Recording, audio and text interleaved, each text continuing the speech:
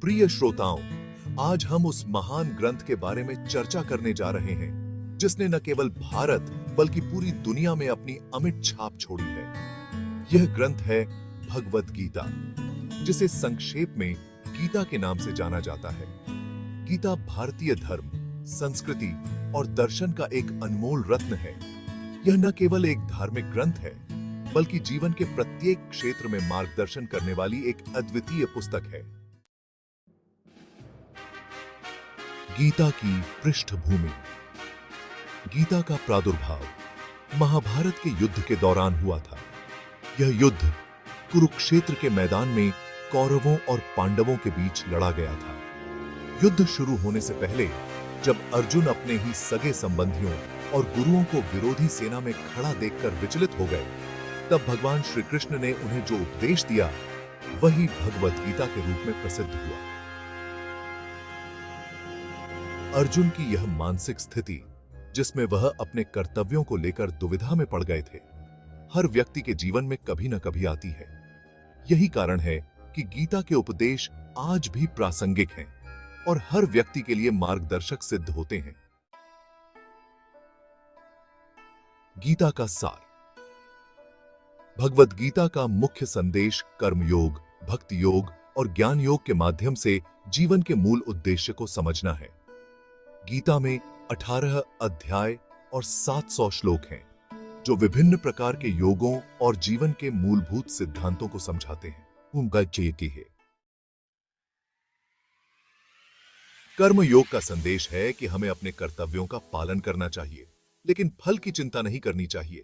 कर्मण्येवाधिकारस्ते मां फलेषु कदाचन।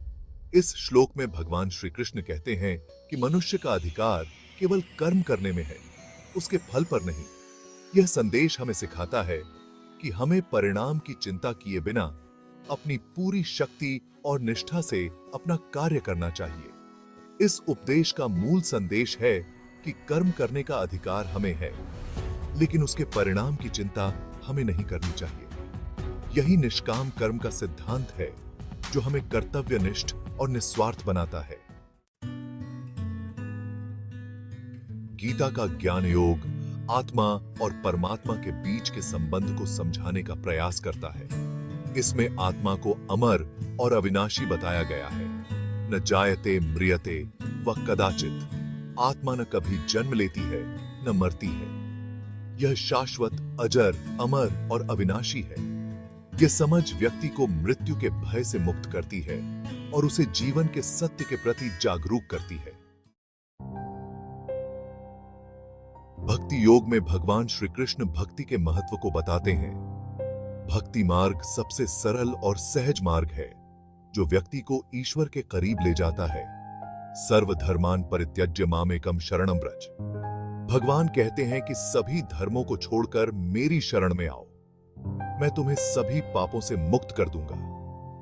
भक्ति का यह मार्ग प्रेम, समर्पण और श्रद्धा के माध्यम से भगवान से जुड़ने का मार्ग है। गीता के उपदेश न केवल धार्मिक संदर्भ में महत्वपूर्ण हैं, बल्कि वे जीवन के हर क्षेत्र में प्रासंगिक हैं। गीता ने न केवल भारतीय संतों और दार्शनिकों पर, बल्कि विश्व के अनेक विद्वानों और नेताओं पर गहरा प्रभाव डाला है। महात्मा गांधी, जिन्होंने गीता को अपने जीवन का मार्गदर्शक माना, कहते थे कि गीता ने उन्हें जीवन की कठिन परिस्थितियों में साहस और शक्ति प्रदान की। गीता का संदेश हर व्यक्ति को अपने जीवन में आने वाली चुनौतियों का सामना करने के लिए प्रेरित करता है। गीता हमें सिखाती है कि जीवन में समस्याएं अनिवार्य हैं, लेकिन उन्हें लेकर हताश या निराश